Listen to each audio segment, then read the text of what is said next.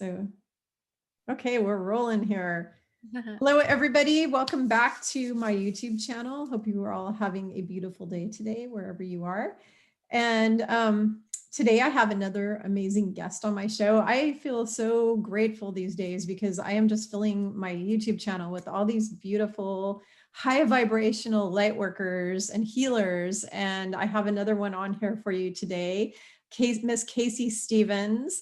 Casey is in Seattle, Washington, and I met Casey many years ago when I started, or when I was doing my old business, when I was doing health and life coaching, medical intuitive work and healing and meditation instruction. And Casey actually came to me as a client, but how she came to me as a client is I had seen her picture on LinkedIn and I saw her energy because I can see everybody's energy. I can see kind of their soul, who they are, and tap into that. And she blew me away because she looked just like one of my angels. I have 6 guardian angels, and one of them looks just like Casey. And I saw Casey and I was like, no way, she looks just like my angel. And I just had to connect with her. So I sent her this. I don't remember exactly what I said, but I just felt like this urge. I had to connect with Casey. I just had to meet her and talk to her and get to know her because her energy was just so darn beautiful and so high vibe. I just had to meet her. And then when she saw what I did for a living, she wanted to come and work with me. So she came and worked with me. And then later on, I went and worked with her on counseling because I was suffering from all sorts of little phobias related to past lifetimes and fears. And I had anxiety for years that I had to deal with and all sorts of things. So Casey, we both helped each other. So today I want to welcome Casey to my show. Casey is a light worker, but mainly she is a counselor. She is a mental health counselor. And she works with people all over the US and the world. I guess she's going to be working with people all over the world, but she can work with people anywhere with the same thing we're doing now, which is Zoom and video. And I'm just so excited to have this amazing counselor light worker on my show today. Thank you, Casey, for joining me. Welcome. Really, it's a privilege to chat with you always. I just love our conversations and love your beautiful energy. And I love that story that you recall. I remember it like it was yesterday, even though it was probably like a decade ago. More than a decade ago. Yeah, yeah. So, and I remember getting your the most heartfelt, touching note from you, and then it almost like kind of blew me away because then I ended up, seeking out, seeing your energy and feeling your presence and your beauty and your light and uh, Oh, going to you and doing some like medical intuitive stuff and meditation. I remember meditating with you in your yard, your beautiful big yard, and it was a privilege. And then it's just been a joy, obviously, to continue to be colleagues and friends and to work with you personally, in my therapy practice. So yeah, thank you for having me.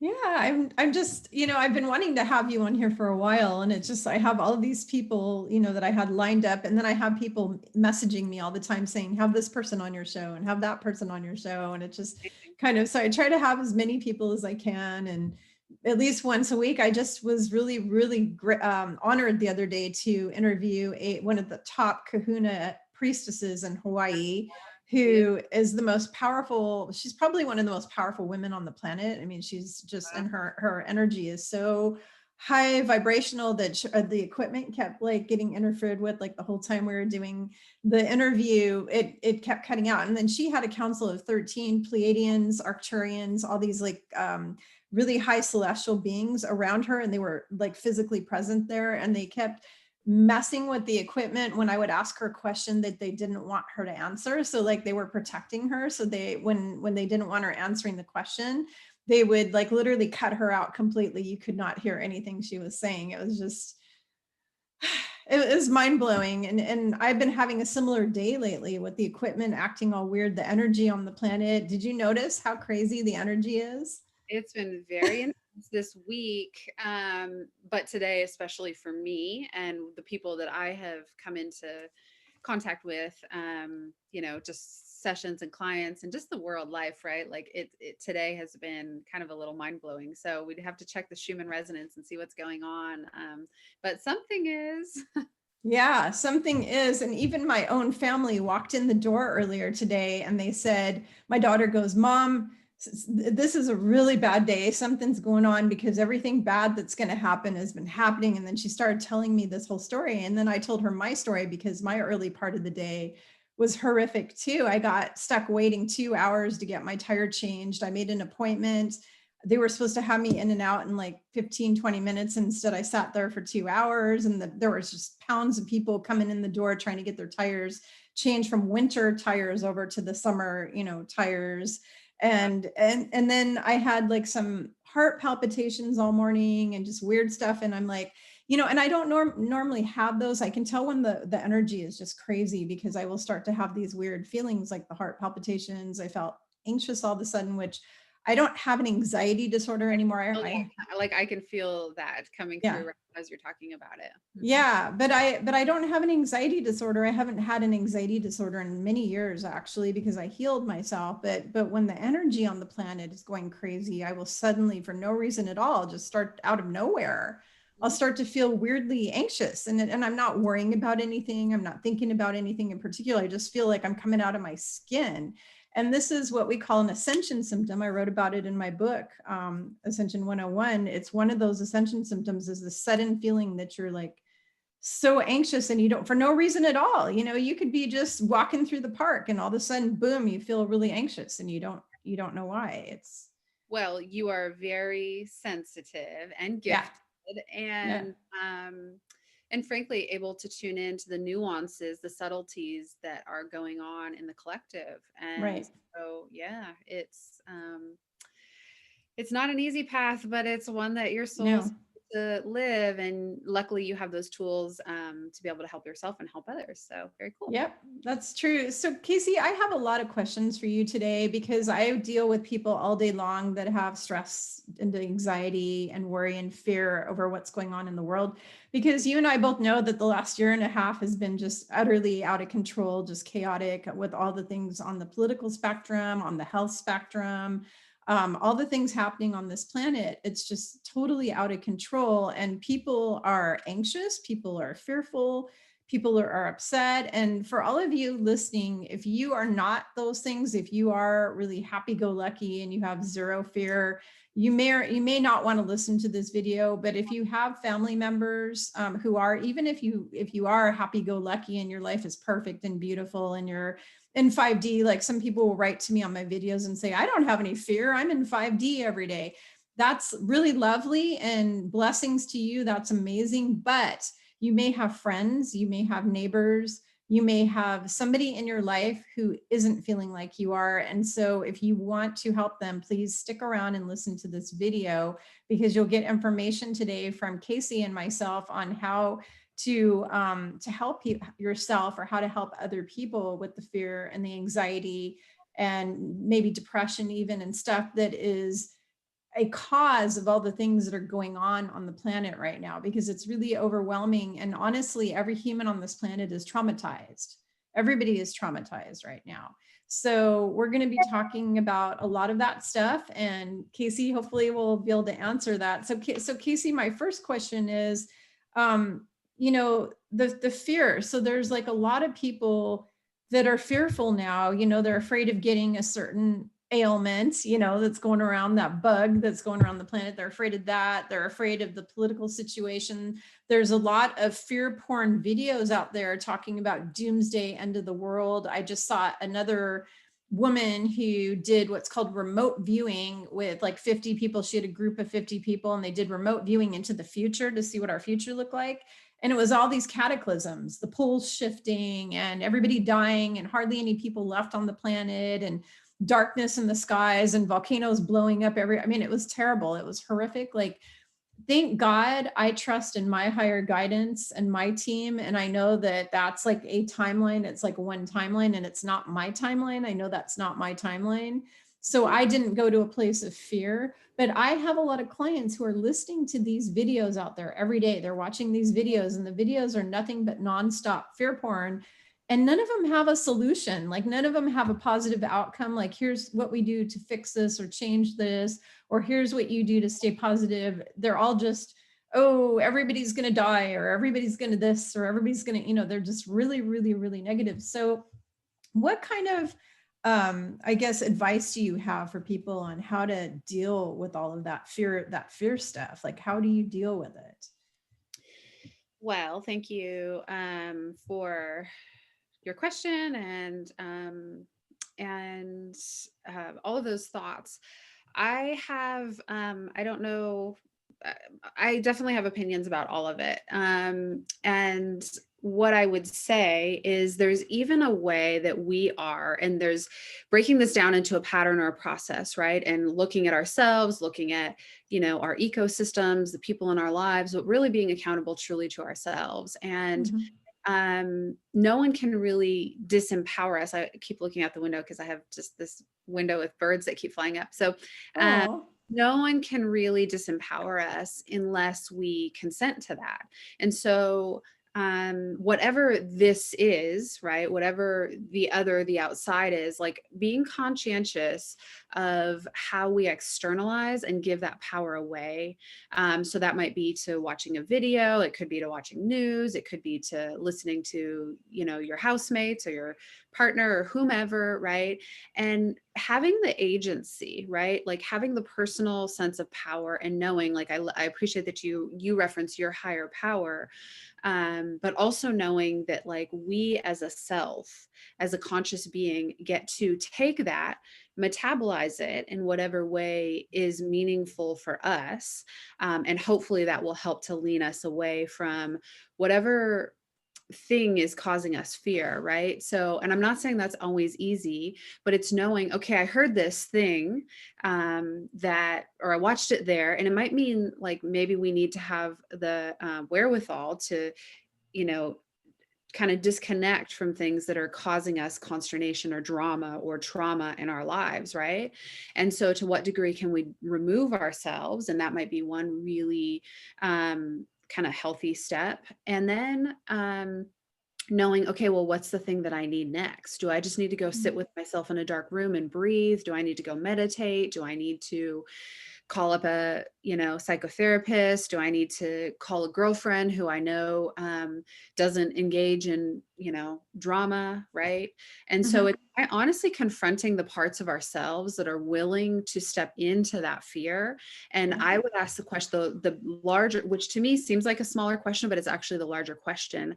Why are we engaging with that? So whatever the circumstances, like there's an aspect of us, a part of us that's still really kind of willing to hop on the drama triangle and engage Yeah. with chaos. And so that's actually the part that's really fearful. We're not fearful. There's an aspect of us Mhm. that's feeling fear, and it's knowing that it's not bigger than us, that we are frankly more powerful than that. And that might mean these small, bite-sized, digestible pieces that allow us to take our power back. And frankly, it doesn't really matter what the topic is. I mean, we could riff about, politics or medicine, or like they're all just themes Mhm. that we can apply this pattern that restructure our own programming to be less engaged with fear. And that happens slowly but surely when we invest in ourselves in that way. So I hope that answers the question. Yeah, that's really good. And I'm kind of back trailing a little. I have to apologize to everybody. I forgot to have Casey kind of introduce herself and give you, because she was supposed to send me her bio, which she got busy and wasn't able to do it. Yeah, and usually I Sorry. read a bio. And so Casey, can you share with everybody a little bit about what, who you are, what you do, what your background is? Yeah. Because I mean, I already know that you're an amazing Yeah. therapist. Can Well, you no tell wonder me? you didn't introduce me. It's just like we know Yeah. each other. So, Yeah.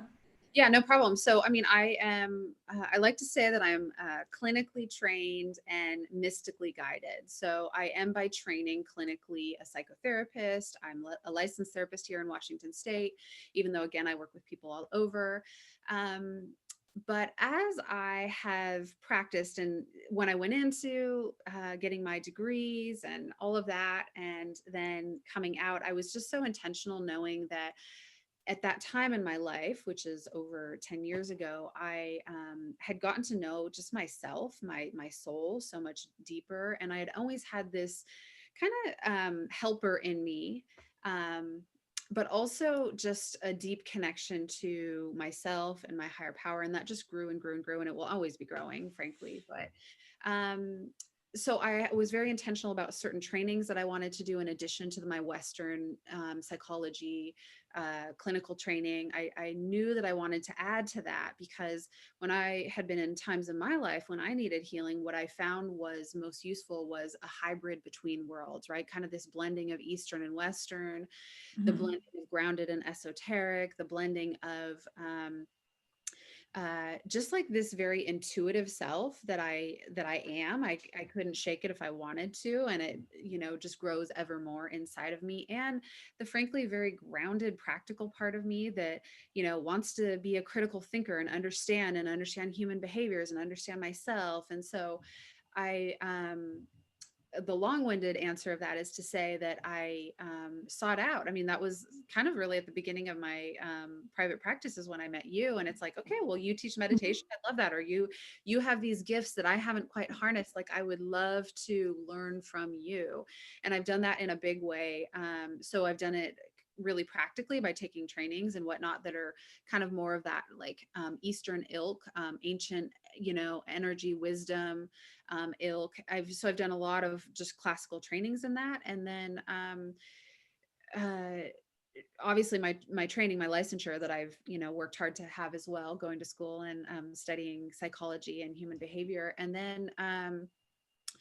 then frankly just blending that with activating more and more and more my own just gifts and my own spirituality, but also knowing that I knew I healed when I experienced a healer with myself, who happened to be a therapist at that time, who had a Yeah. hybrid of both. And so I knew I wanted to do that for others and offer them the same, but in my own kind of my own unique energy signature, the way that that comes through, and hopefully it blends with the people that I know, and it seems to work pretty well. So I just really love what I do and love helping people. But I definitely feel like that's even evolved over my career, right? As I've deepened, my clients definitely deepen, and the people that I work with are definitely more interested. I would say, even if they don't know anything about what that kind of mystical side is, they're curious about it, and they're also kind of wanting a grounded, practical way to look at just human behaviors and psychology and systems and patterns and all of those things that I think I come very naturally to. So anyway, that's what I do. And so I have a private practice that I've had for you know a decade. I've been practicing for over a decade, Yep. and I have offices here in Seattle in the Madison Park neighborhood. And then I really have been so blessed to expand over the evolution of my career to working with people all over the world, because I'm also a certified, I have certifications, but to me the certifications don't matter so much. But I can do that through my coaching license, and all of those things. So that's what I do. I love to help people who are really invested and ready to heal, but understand that we are more than just a body, more than just a Yep. brain. It's the compilation of all of those things. So it's Yep. really getting into the spirit, the soul, Yep. esoterics, all the stuff that you do. Right. Yeah, yeah. Well, and I'm going to toot her horn a little bit for her, because here's the thing is years ago, I had horrible anxiety disorder, and I went from what I called shrink to shrink to shrink to shrink. And I went to 9 of them. I'm not kidding you, 9 of them. And they would all sit there with a pad of paper and go, "Oh, how does that make you feel?" And they would just let me talk, and they would give me no advice, no help. I was not healing. I was not getting any better. Nothing was improving in my life. It was just going and sitting with them and listening to them, say, why do you think your mom beat you up, or, that. And then you had to just sit and talk, and they just kept asking you some questions. Right. I met Casey, and I was just blown away, because Casey is not just a counselor. She is a light worker. She's a healer. She's a spiritual teacher as well. I mean, she takes into consideration the entire body, mind, spirit. You are not just a body. You're not just a brain. Okay. You're not just how do I call scientific? You're not just like a science experiment. You are a soul body, and the thing is somebody like Casey is amazing, because she looks at the entire picture. And there are not very many counselors that are mental health counselors out there that are going to look at you as a body, mind, spirit. They're only going to see you as just another number or just another body or whatever. And it's just not the same. Plus the fact that Casey is the first person that I ever went to who actually did healing and clearing work on me, and also gave me advice, like gave me practical advice, her and then my best friend, Sarah, who's an amazing counselor. They're the only two counselors I know on the planet who I've met personally. I mean, I'm sure there's many other out there. I'm not saying they don't exist, Yeah. but the only two women, and I've worked in the medical industry for most of my life. I have like 30 years into the medical industry in different aspects and working with different types of mental health people as well, on a business level, working with them on a business level. And I have never met counselors like Casey or Sarah before in my life. They're the only two I've ever come in. And I've probably met hundreds of mental health counselors through all of my seminars and conferences that I've gone to over the years. And I used to speak on stress management for all sorts of medical conferences.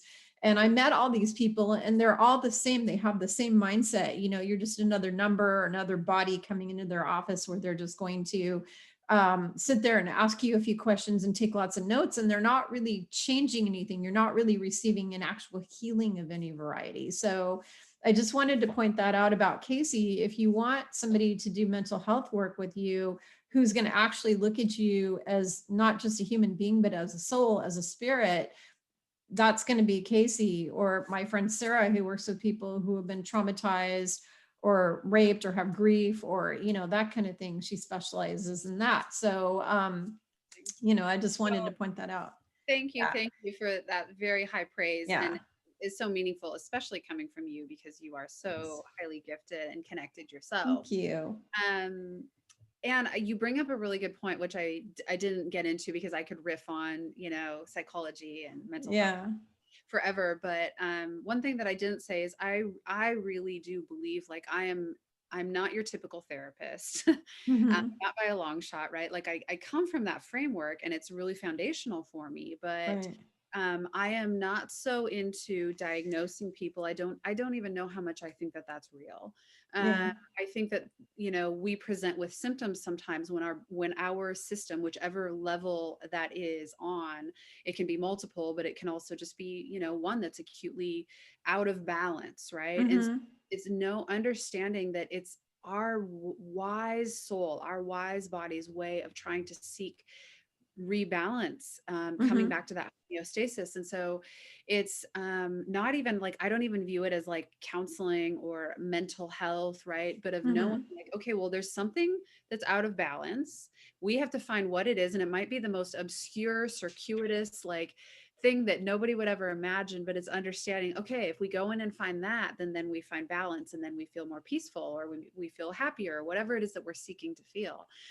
But it's understanding that anything that we're experiencing is really normal.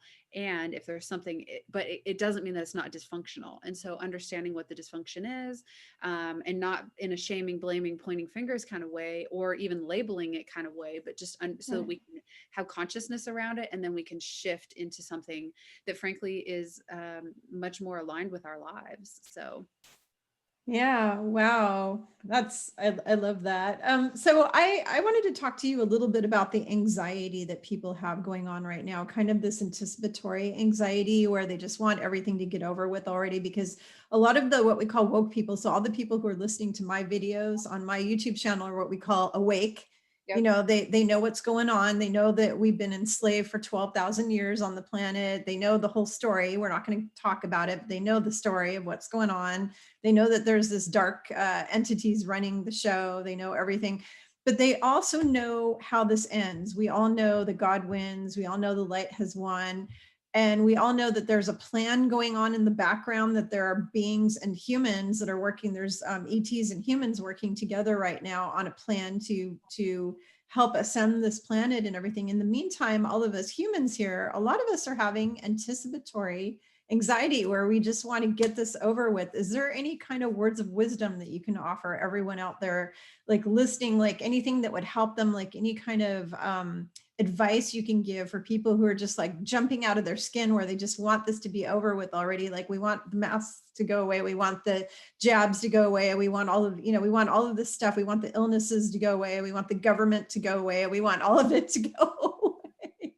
Yeah, who doesn't, So right? yeah, we want it to end, and we're just, it's that anticipatory anxiety of, I just want it over with. I just want it over with. So what is some of your advice Yeah, on that? I mean, again, like I would just look at, again, the symptoms that manifest and present as anxiety, right? Usually, if not always, is to your point, looking to the future and feeling uncertain about it, or feeling like, oh, I need to control this, right? And so I always break things back down and put them into their purest form, which to me, then it's looking at, okay, well, if there's a symptom I'm experiencing, anxiety, whatever, um, I see it as an opportunity, and people may or may not like this because I'll also always be honest and confronting, right? I challenge the status quo, right? To, if we are looking too much at something, whether it's the future or the past or whatever, something outside of us, knowing that there actually is tremendous opportunity. So even if, like, all of the stories and the things that you're saying, put those aside, right? Even though they matter to you, they matter to your people. But it's knowing, like, if there's an inability to just be with the discomfort, be with yourself, be with the unknown, need it to go faster, that is actually something that we can examine inside ourselves. And I'm always somebody that practices from this standpoint, that if we're looking outward, right, versus looking inward and really examining, like, even if we are 0.0001% responsible or affected or whatever, that's not a bad thing. It's not good or bad. It just is data, so that we can then examine what needs to be, like, we might be saying, well, I need this to hurry up and be better so that I'm feel a certain way. Well, what you're actually saying is that you don't have a strong enough, steady enough, secure enough relationship with yourself to just be, even if it's a storm going on. And I don't mean to minimize that there are really, really hard things, right? There are people in tremendous grief. There are people, in tremendous discord. I mean, there's a lot of big stuff going on, but it gives you the opportunity, if you really kind of step to that next level, to say, how do I want to optimize this for me, right? How Mhm. do I become even more at peace in the center of a storm? How do I do that? And again, you might know, or your higher power might tell you, but there is a degree, and I have to say this, there's a degree of not being completely at peace or settled within yourself if you can't do that, if you can't be, right? And that can look like lots of, I mean, there's so many tools to do that. But the Mhm. first step, number one, that I would say to answer your question, is getting conscious and real and honest with yourself, with the degree to which you are still uncomfortable. And there is discomfort, for everybody to varying degrees and about varying topics, but it's you have something flickering. No, I was checking to make sure the light's on, because I had told you earlier my camera keeps going dark light, dark light, dark light. And I was making sure I still had a light on up there or something, because I'm trying to I, figure this. I can see you, but I do see your screen. It's kind of like it's Yeah. fading. So Yeah. anyways, so that's what I would say. It's like the first number one step is getting honest with yourself. And it's easy for us to look outside and want us to hurry, hurry, hurry, or this person needs to do that, or that person needs to not do that, or this group or whatever. It's like, no, sit with what it is and get really honest with what is going on inside of you, and Mhm. how it is causing you imbalance. And we want to reorganize the imbalance so that you can sit with it and be able to be patient and at peace with, in the circumstances, whatever they are, right? So that could apply to relationships that have nothing to do with this time. It's Right. age old, right? I mean, this is a truth. It's a Yes. truth. Yeah, well, it's just like Michael De La Rocca, who has a YouTube channel called Our Everyday Lives. He's kind of like the cheerleader for all the light workers. And I've been following him for the whole last year and a half now. He's amazing, but he always constantly says, you cannot control what goes on outside of us, but you can control what goes on within. And he says that Right. over and over, to be mindful. And I'm a certified mindfulness instructor. So I try to tell people to stay present. Well, and there's no judgment. Yeah. We've experienced it to Yeah. varying degrees at Yeah. varying times, and some of it's been more chronic, some of it's been more acute. You know, I've certainly dealt with it, but it's learning how to master yourself in those moments. And so instead of Mhm. looking outward, and which is a disempowering stance, right? Knowing and wanting to control something outside of you, we get to actually practice having dominion over what's inside of us, and Yeah. that we actually are safe, we are whole, we are protected. Whatever is, you know, part of our destiny or whatever, like it's trusting that we can handle anything in any given moment. Oh, sorry, I'm sneezing. I have dust in here. It's floating all around me here. It Started to have just, allergies in the last few weeks too oh, myself. So no, you know, no worries, bless you. It's knowing that we have dominion in any given moment, and it frankly doesn't matter what comes up. It's knowing that you have the come from that you step into any moment. It's having this deep guided belief system, that takes work to anchor in if you're not there, right? That it's like, well, whatever happens, I can handle it. I will be able to figure out the next step that I need to take in order to continue to have dominion in my life without feeling disempowered by things that are out of control, which then just turns us into a hypervigilance, a desire to be in control in some way, right? Which can manifest in so many ways, so many compensatory strategies. And we want people who feel like they have dominion over their life, and you don't need to anticipate what's coming. You just need to know, I know that I'll know how to handle it when that moment comes. And then mhm. doing that, right? Following through. It's not just thinking it, it's like being it. So Right. that answers your question. Yeah, that answers it really good. Thank you. That's a really good description. So the other thing that's going on is the suicide rate has gone through the roof. There's even 9-year-olds committing suicide ever since the lockdown started, because so many kids and teenagers, their whole life wraps around, being able to play and go out and hang out with friends and go roller skating and do sports. Like, there's kids who were sporty kids who are not allowed to do that anymore, and they're going suicidal because Right. they're not allowed to, because their whole life was football maybe, or their whole life was figure skating or gymnastics, and they're not able to do that anymore.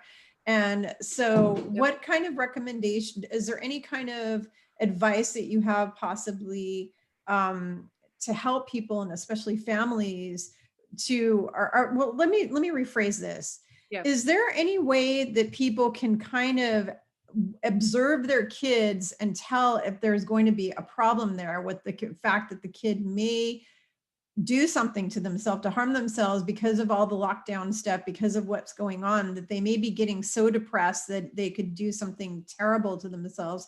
Is there any things, like pointers that people should be looking out for? Like, what should parents of their kids be looking out for in these kids that that want, wanted, how do you want to say, that maybe want to hurt themselves? Like, what are some things that they Well, need to and be there's looking out for? varying degrees of hurting yourself too, right? Mm-hmm. So, you know, I would say, to your point, I mean, I'm sure there are literal practical, things to observe, but no, two people are alike. And so knowing, I think, what feels norm, or what feels like happy, or what feels like peace, or what feels like, um, you know, like just like what is neutral for your kiddo, right? Whatever age they are, and Yeah. being able to attune to them, spending extra time and presence attuning to them, so that if somehow they have gone off balance with that. And Mm-hmm. then one of my favorite tips to offer, and frankly in any circumstance, is if you're then noticing, and of course it's going to cause some kind of consternation inside of you to see your kiddos maybe to be concerned about that, I would get very curious. So my best advice to any parent or any adult is get Mm-hmm. really curious, ask direct questions, ask questions that lead you to not presume to know your child or presume to know how they're feeling. And this goes in any relationship, by the way. It's true for parents, but since you asked this question, be curious about it, and in an open-ended way that we can ask questions and really get to know each other, our experience, our feelings, whatever, be very curious. And then, and I think this is an impulse that many parents have, is to go in and want to like fix like right away. Oh, or they're then anxious because their kiddo has shared something. And I'm saying kiddo, it could be teenager or whatever, you know, but they've shared something that causes them like discomfort to know that you're uncomfortable. And it's not then to then try to have our emotions as parents or partners or whomever we are managed by you then being okay, because that's a really common like codependent dynamic that is very unconscious, and it actually is coming from a loving place. But what it does is it doesn't allow whomever it is, right, your child, your teen, your partner, it doesn't allow them to have the space to truly share what is in their heart or where their thoughts are. I hand my husband a checkbook just now. I'm in this interview and I'm getting text messages from him going, you're so where's the checkbook? So he snuck in here. I would have loved to see you just like chuck that over your head or something. Yeah, he like popped in because that's why I was looking down a minute ago, because he was going nuts saying I have to give somebody a check right now, because we just had our whole entire backyard remodeled, like redone. Yeah, because it was basically a big like I don't even know how to explain it. It was just a weed farm. It was basically a big dog run. It was a big messed up dog run that was just covered with weeds. So we're actually having it landscaped, like actually landscaped. And he needed the checkbook, and I got on this video and I brought it with me. So I love anyways, go ahead. I'm sorry. No problem. I mean, I love to use humor, by the way, in therapy. I'm always laughing and like just having a gas with people. So it's important just to be like, these are the human little foibles that we have, right? So, I mean, you know, back to that point, I would say, hopefully I haven't lost too much of my train of thought, but I think just truly being curious. And then I would say being open, right? Observing yourself and the anxiety that you may have, which is natural and it's human, and it also demonstrates your love, but also noticing how much are my emotions tangled up in their happiness, and can I be okay if they're not okay, and can I then know the steps to take if they're not okay? Then what do we do with this, right? So I would say having this openness to be ask questions in a different way that aren't just like, hey, how are you, and are you okay, and what about your friends? But it's like really wanting to know the deeper parts of them, their heart, their soul, right? Their feelings. And I think sometimes there can be a barrier, and this isn't blaming her. I mean, this is no judgment whatsoever on parents that aren't doing this, because we, you know, do what we know. And but it's knowing better. It's like, okay, well, if your kiddo says to you that they're suicidal or self-harming or whatever, can you then just say like, okay, I want to understand more about that. I want you to get help. Obviously, you know, like we don't want that for you, but you know, let's work together to co-create a solution. Um, and and I'm not saying it's just as simple as that either, right? But that can be a really good beginning. So I think it's a tuning and noticing like, does something feel a little bit off? And then being willing to really understand or receive that something may be off. And okay, well, what are the steps? And let me understand more about that from your perspective. I might have a different perspective, which is that I want you to be healthy and whole and happy and all of those things. But how much, to what degree is my own anxiety or happiness tied up in that?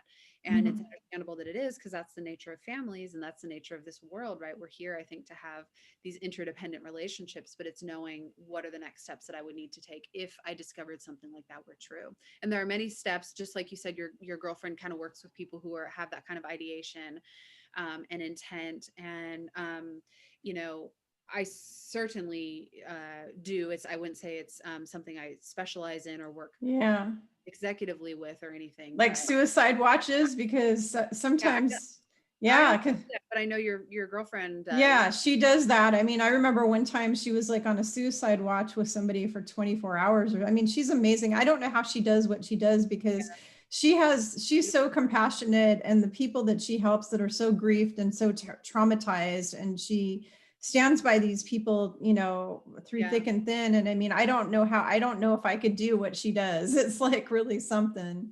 Well, it's beautiful.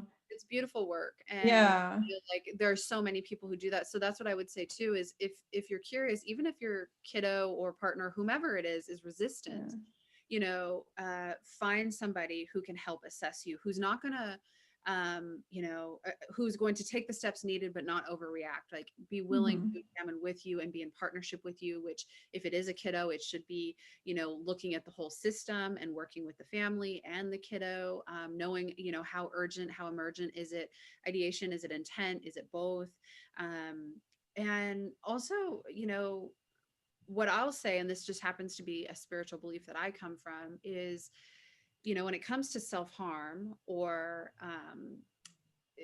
suicide ideation intent, I don't know, like sometimes we're not conscious enough to look at it this way, but this is just a belief that I hold, that there's a part of us that wants a part of us to die, right? Or is so self-hating that we want to harm ourselves. And there Mm-hmm. can be a myriad of reasons for that. But it's Mm-hmm. really working with somebody who doesn't see you as that, right? That's not who you are. It's something Mm-hmm. you're experiencing. And maybe there's a part of you, right? So if they're suffering because they haven't been able to, they had something frankly traumatic happen, or they're being bullied or they're isolated or whatever, it's like they might want that part of themselves to die Yeah. or be harmed, because they're in so much pain, but it's not necessarily that they as a soul. And so how do we work with people to understand themselves better, because Yeah. they kind of be in such a loop that they can't see or feel anything out of that. And I like to work with people, when I do work with kind of some of those more extreme, severe, just Yeah. feelings and beliefs, to help them understand themselves better so that they get to choose and again have dominion, because I'm so about that, right? Knowing that, trusting in their higher power too, like this can get better, it will get better, it is getting better, this is a moment, it's not who you are, Mm-hmm. it's something you're experiencing, and working with them to help them identify the reasons why, and then how do we work to heal those, right? And Right. feel overwhelming, but I promise you it's always doable. So Wow. Well, I can identify with these kiddos because that was me as a kiddo. I mean, I was bullied from the age of 3 until I graduated high school. And then I had a really unloving, mean mom, and I never felt loved. And I was bullied. I didn't have very many friends because I was a star seed and I didn't fit in with all the muggle humans. yep, yep, And I'm hypersensitive. I'm ESP, I'm really, really, or HSP. I'm very, very sensitive, being a clairvoyant psychic person. I'm really, really sensitive to everything. And so that was me as a kid. I wanted to die. I wanted to die. Like I remember lying on my bed and crying and just saying, God, just take me. I just want to die. And I was probably, 12, 13, 14, whatever, going through different traumatic, especially as a teenager, going through junior high and high school was really rough. It was really, really rough. And being hated on regularly by all the mean kids, or all the really wealthy, nasty kids, or, the kids that were really spoiled and privileged because I came from a poor family. I was very, poor. And so if you were poor, then the rich kids would harass you and abuse you. So, that was, so I can totally see these kids. Like I can feel them. Like I can feel it. Like when I see children, when I'm out in public, and I can like look at somebody because I see people from a psychic level, I can see yep. their like emotional body. Yes, And I I know. can see kids. Yeah, I can see kids who are like that, like Yes, where they just want to die, like they're depressed. I can see them. I can see their energy, and I'm able to see their aura, and I'm able to see that depressed, that right. aura and everything. And my heart just goes out to them because that was me. Like I want to go over and hug them so bad and say, you're going to be okay. Yeah, well, and you can, I mean, I do have a question for you I want to ask, but Yeah. and just because you are so powerful and gifted and such a light worker, you can, I think one of the best things that we can do is hold somebody, right? And so it doesn't matter, it doesn't Mm-hmm. mean that they're in suicide ideation. They don't have to be a kid, it can be anybody. If you see somebody who is in that way, and I mean you, but I know you can Mm-hmm. do that, right? But I mean anybody, right? If you have Yeah. a sense that somebody you love or some stranger that you just see, I think like the coherence of the heart, the resonance and the power of this electromagnetic field that we all Mm-hmm. possess, especially when we're coming from this really like beautiful, loving, unconditionally loving place, you can see Yeah. something and tap into that, and you can beam them a healing in that moment. And they don't need to know, but I promise you that their energy is shifted just a little bit, right? But when it is somebody that you do know and you love, it's one of the most, I think, respectful, like giving somebody the dignity of their process. And sometimes we need to intervene because people aren't using that agency for themselves. But it's not trying to overfunction for somebody. It's trying to give them what you have in abundance, so you're willing to share. Mm-hmm. And I think that that can be, it's not always said, but I just really want to make that point that we can hold somebody, right? Not in a light where we're like, again, that's what I'm talking about. It's like panic or worry, or it's like, oh my God, my Mm-hmm. kid feels this way, or oh my God, which is something to be concerned about. But when we're sending somebody the energy consciousness of worry or fear Mm-hmm. or anxiety, we are actually riddling their system that's already overtaxed with extra emotions, that can tip them over the edge. So we want to come from a clean, neutral place where what we're doing is sending them the energy consciousness of unconditional love or empowerment or whatever that is, and holding people in that really neutral way, even if, again, they're, kiddos or they're whatever. Like, we can do that to give them a sense of dominion over themselves, a dominion over their own mental well-being, right? So Mm-hmm. I hope that is useful. Yeah, that, and I always say prayer is my superpower. So when I see somebody who's suffering in any way, shape, or form, I immediately am going to go pray for them. That's the number Hold one thing them that up. I do. Yeah, hold them up, and they Yeah. don't consciously know, on Mm-hmm. liminally, subconsciously, their higher self will feel it. They will know Yeah. they're receiving just a smidge of love or a major light blast of it or whatever. Like beaming your energy They at will, them. Yeah. some aspect of them will know that. And the more and the more and the more that they get that. So if you're a parent and you're doing this to your kiddo, it's like, whoa. And then, of course, be curious and ask and make sure that you're observing, for Mm-hmm. whatever. But nobody's perfect, right? And I can tell you, Mm-mm. like, I have worked with some tremendous teenagers who have struggled with self-harm and suicidal ideation and intent. And um, they many of them come from really impeccable families. It's not that their parents are missing anything. It's not that their parents could have done anything better. They're not wrong. It's just a matter. So really having compassion and knowing it's not like, these kids are always being neglected in some way, or that we need to be attuned, and not being hard on yourself if you're not attuned to it, but taking the time to have extra conversation. Hey, so how is that? Like, how are you dealing with the fact that you haven't, not that parents aren't doing this, but just how are you dealing with the fact that you haven't been in this program or that camp or seen your friends in this time? Like, asking them and really wanting to know, not listening just for the bullet answers, but like making Mm-hmm. your mission to know them and their souls more deeply, right? And then if there's something that needs to happen actionably, being willing to step into that and knowing that you have the strength and endurance to do that. So Yeah, that's really, I I think know. that's really good advice. Really, really good advice. Oh, thank you. So, I was going so, to do this though, because I know you said that you struggled with that when you mhm, were a kiddo, yeah, which I, knew a lot of your history, but yeah. um, I'm really curious how you feel about that yourself now, like that part of you that was feeling, it sounds like you just had ideation, not real intent, right? Like, I just want to die. I don't want to necessarily take my life, but Yeah, I was terrified to death actually. So I wouldn't have ever done it. I'm not anymore, but back when I was a kid, I was terrified to death. yeah, which So is the evolution yeah. of our souls. But I'm really curious, how do you view that from your vantage point now that you look at knowing like, hey, I had these thoughts that I hated this part of my life, or I hated this part of myself, right? Yeah. Can you see that it's just a part, and it's not the totality of who you are, and it's certainly not your Right. destiny. Yeah, it's not who I am. The way I look at everything now, because I have been through so much in my life. My life's been like a huge struggle, and I've just overcome. I'm a huge overcomer. I've overcome one challenge after another my whole life. Yep. And I did, I came from a really poor family. I had to put myself through college and take care. I mean, there's so many things that I've had to overcome, in my life. And now I look back at all of it and I just see it as it's what made me who I am today, because now I'm this really compassionate healer and spiritual teacher because of the fact that I've been through so many awful things in my life. And so I've walked in like a lot of people's shoes. And because of that, yeah, really, really, Well, and this is what I would say, which is true for any kiddo, right? So yeah. of course I have so much compassion you experience that. And we never want to rob anybody of the dignity of their own process. And that doesn't mean we're Right. consenting or saying like, oh yeah, I feel like crap, Mm-hmm. or, go on, have your self-hating thoughts or your self-abandoning thoughts, right? But it's knowing that there was a dignity in the process that you went through to Yeah. evolve where you are. And if we can help people understand and Yeah.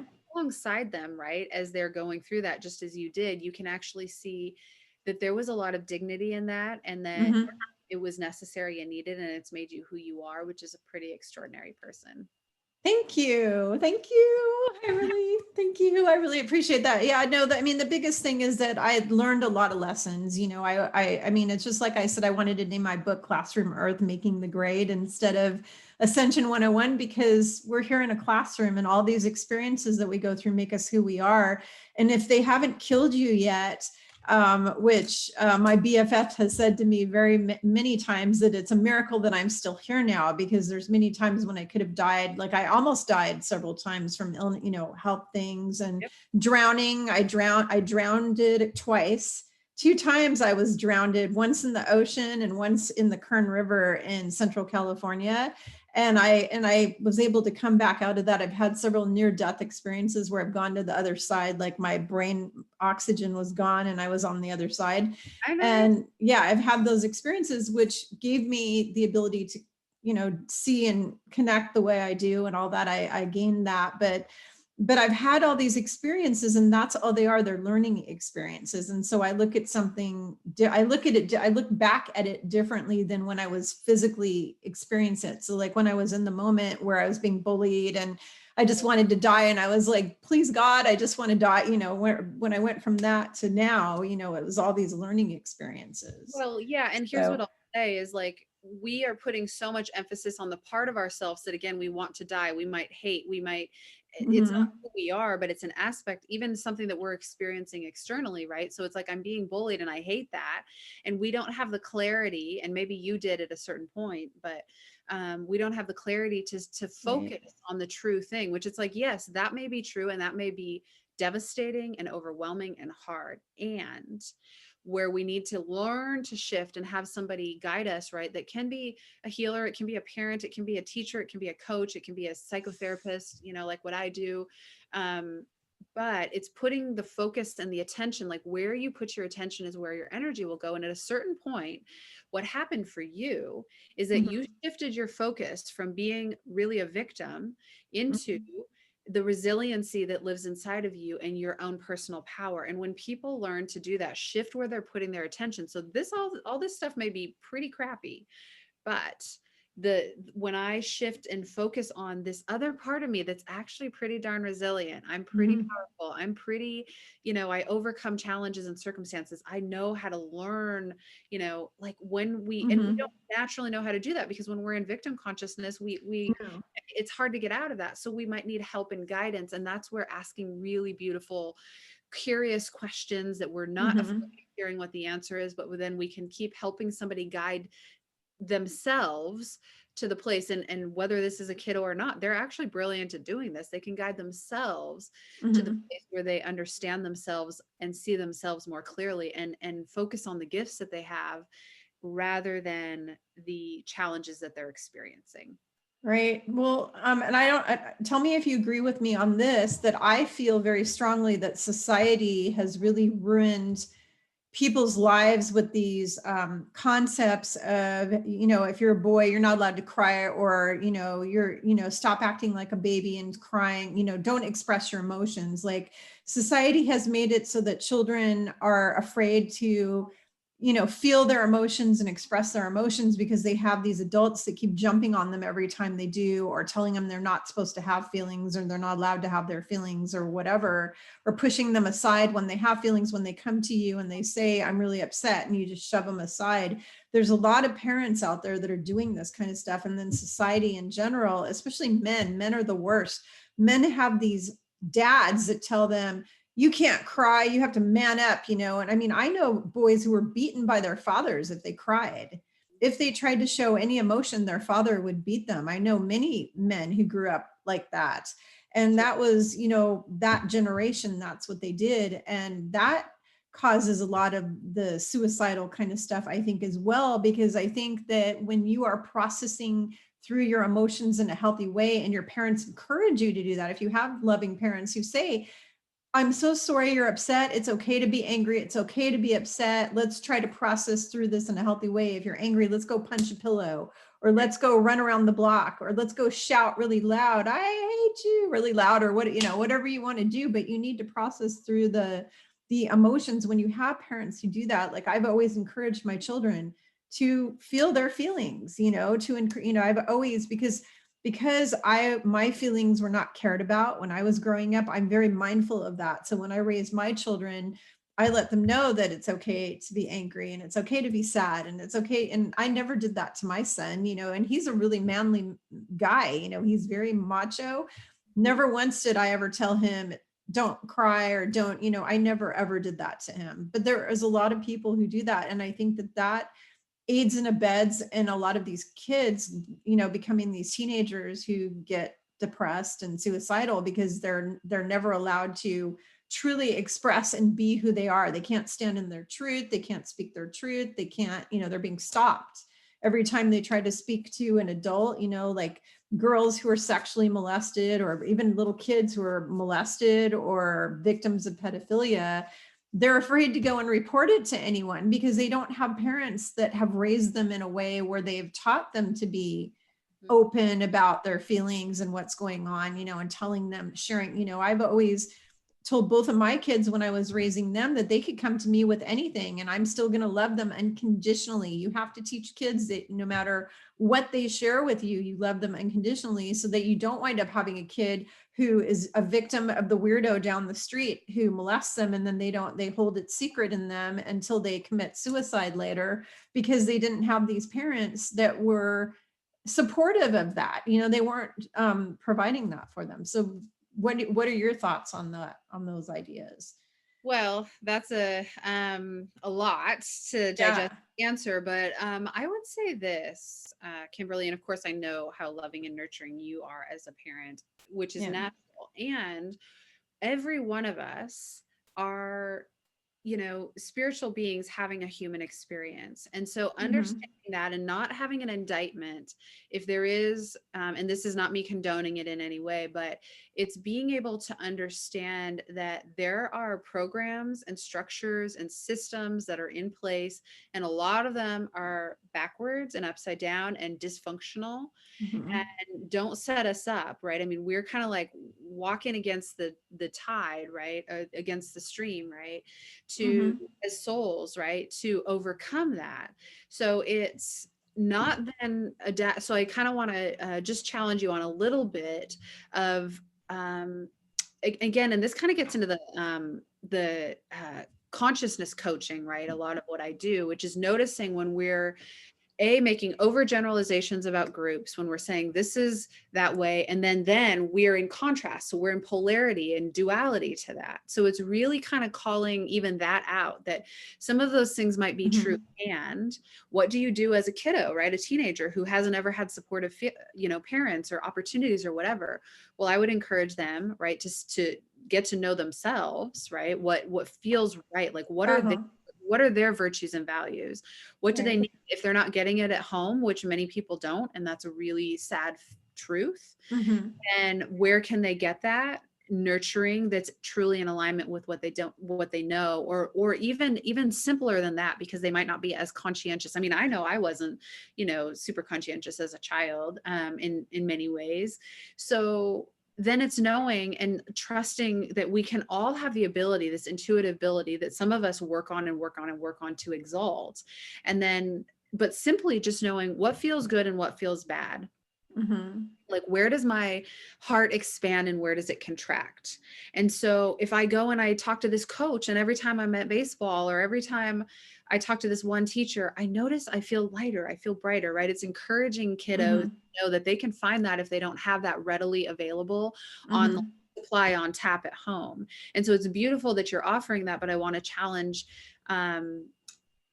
just the stigmatization that there is this like good and bad and it's light and dark. It's like, okay, well, if there is dark and it's heavy, what do we do? What do we do with that? How can we learn to listen to ourselves, listen to our bodies, listen to our emotions, and lean in and find something, even if we have to endure something else at home or at school or wherever? And so I want to give people the agency to know that they are powerful and they can listen to their intuition. Absolutely. All guided. We are all guided, Yeah. right? And so it's listening to what that intuition is telling you and trusting, that you're doing the best that you can. And also to that point, and it's not defending or condoning people who have egregious parenting or behavior or whatever, but it's knowing, if that's happening, that means they've probably experienced a lot of wounding themselves that they haven't Yes. had the wherewithal, the conscientiousness to, and the consciousness, right, to move out of, but understanding it's like, oh, well, that's them, but I'm me, right? Mm-hmm. Yeah, that makes sense. That So, definitely. yeah, so I guess just like personally, if I can Yeah. like throw that back out, like I just really want to challenge your which is a belief many of us hold, and it's true. It's not that it's not true, right? So if this system is broken, or this one's upside down, or this Mm-hmm. is backwards, or this organization, or this whatever, it's like, okay, that's true. And I don't want you to I don't want you to focus on that. I want you to shift your focus to the place where hey, this is what I'm doing with this. This is how I'm helping the kids in my life that I know that might not even be my own kids. This is Mm-hmm. helping this system. This is how I'm Yeah. rebalancing the masculine and the feminine in my life and in my kids' life and in all the people that I meet and teach. And you do that, by the way, but I just really want to call out that. Yeah. Actually, I have, ever since my kids were little, every kid from the neighborhood hung out at my house because they all had, yeah, because they had parents who were either absentee parents or mean parents or abusive parents or divorced parents or whatever, and they weren't getting what they needed in their home. So they'd come over to my house and I would give them unconditional love. I would encourage them and support them. I And know that we, is who you are. You have got yeah, spades. You've got it. yeah. They all call me Mama Palm Tree. That's what all the kids call me, Mama Palm Tree. And my daughter jokes about it all the time. All her friends call me Mama Palm Tree. And I've taken these kiddos under my wings since they were all, a lot of them were really young. And especially when they were in junior high and high school, I had a lot of teenagers I was mentoring and supporting and loving on, helping them because they had really horrible situations at home. Maybe they had an abusive father or an alcoholic, parents, or and one girl, her mother was a prostitute. I mean, just all kinds of terrible things. Yeah. Yeah. So, You are that beacon. And that's what I want. Exactly that. And see, it's coming full circle and you start to see how I work in patterns, right? Mhm. You have done that, but then when you asked that question, there's a small piece of you that focuses on like, well, all of this is bad and this is happening to us and these systems and it's like, yeah, it's broken. and it is, and we can, and I'm not trying to bypass that or Right. I know. that is true. And then we need to say, okay, well, what's my orientation in that? And you just gave a beautiful example, which I already know is true about you, is what you have done in a disorganized system that you saw around you is you became that beacon of light, right? Yeah. You became that unconditionally loving presence. And that is so powerful. And if you focus your attention on that, you'll be less focused on how broken things are, but you'll just know, hey, when something's broken, when it's off, when it's not working, this is what I do. This is what I do. And that is what you do. But I want you to be really conscious that that's what you do so that you're not even holding a glimmer of like, yeah, that's really unjust over there. Or that's not very socially conscious, or that's not very aligned, or it's not okay, right? All of those things are true. It's everywhere. It's rampant. Well, you're describing a light worker is what you're describing, because a light worker means that you shine your light into the darkness, which is what I do. I expose the darkness, but then I shine my light into it. Yeah, don't I know it? That is what you do. Right? People probably who watch your channel and show are the same, but Yeah. it's not giving any of our power away to allowing ourselves to be disorganized, right? Because we get angry or because we get fearful or we get whatever. It's like acknowledge it, process it, be with that, and then go on and do your thing, right? Like do it. And what I would say is what you do, probably what all of your clients do. I know I naturally attract people who do that, and I help them get back really into center so they can frankly be more powerful light workers. Right. Yeah.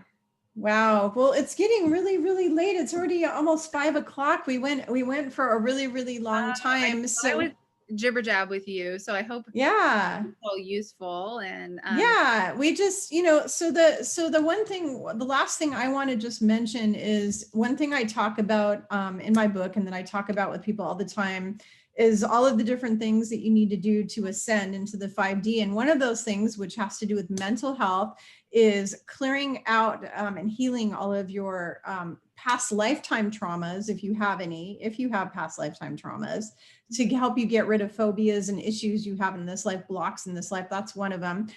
Dealing with what I call your childhood traumas, going all the way back to when you were born. You need to heal those, and you need to do that soul retrieval work, getting back the parts of your soul, that you gave away to people, you gave your power away to people. You need to bring that all back in you. And then doing what we call shadow work, which is working on the dark sides of your ego, where you have to always be right, or, whatever those dark sides are. We all have it because we're human. Yeah, I mean, I've been doing shadow work on myself for years. I'm not perfect. I mean, I try to be a good person, and I'm very loving and kind and compassionate, but I have my quirks and issues that I've had We to all deal do. with. We all do. Yeah, I mean, maybe I yelled at my kids too much, or whatever it was. I had to deal with, with stuff. So, but you need to deal with all your shadow work. And then you also, if you're going through, you or somebody is going through a dark night of the soul. I wrote entire chapters about this in my book, but I'm not a counselor. I'm not a mental health counselor. So what I have to say to all of you today is, if you have these things that you need to heal, which are important to get to 5D, you need a Casey in your life. You need Casey, because Casey is going to help you deal with dark nights of the soul. She's going to help you deal with shadow work.